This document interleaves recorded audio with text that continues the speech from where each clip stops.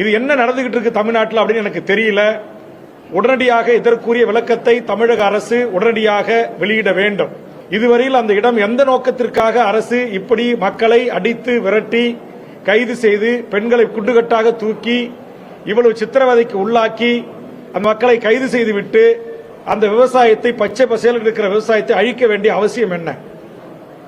அங்கு நான் சட்டமன்றத்தில் கேட்டது ஒரு வேளாண்மை கல்லூரி வேண்டும் என்றேன். பாலூரையும் பாலூருக்கு அருகாமையில் இருக்கிற மலைப்பகுதியும் இணைத்து ஒரு வேளாண்மை கல்லூரி அறிவிப்பதற்கான வேண்டுகோளை நான் முன்வைத்தேன்.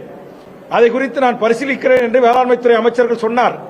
ஒன்னு, அந்த இடம் வேளாண்மை பல்கலைக்கழகம் வருவதற்காக எடுக்கிறீங்களா, இல்ல தோல் தொழிற்சாலை வருவதற்காக எடுக்கிறீங்களா, இல்ல கெமிக்கல் இன்று சிப்காட்டை நாசமாக்கி தெற்காசியாவிலே மனித இனம் வாழ்வதற்கு லாய்க்கற்ற இடம் என்று அறிவிக்கப்பட்டிருக்கிற அதுபோன்று இன்னொரு தொழிற்பூங்கா என்கிற பெயரை சிப்காட்டு கொண்டு வர போறீங்களா? ஏன் எல்லாவற்றையும் மறைக்கிறீங்க? மாவட்ட நிர்வாகம் ஏன் மறைக்குது? பொதுமக்களை அச்சுறுத்தி பீதியை உண்டாக்கி அறுவடை செய்வதற்கு 3 மாதம் அவகாசம் தாருங்கள் என்று விவசாயிகள் கேட்டபோது கூட தர மறுத்து இந்த காட்டு மிராண்டித்தனத்தை ஏன் செய்தார்கள் என்று கேள்வி எழுப்புகிறேன்.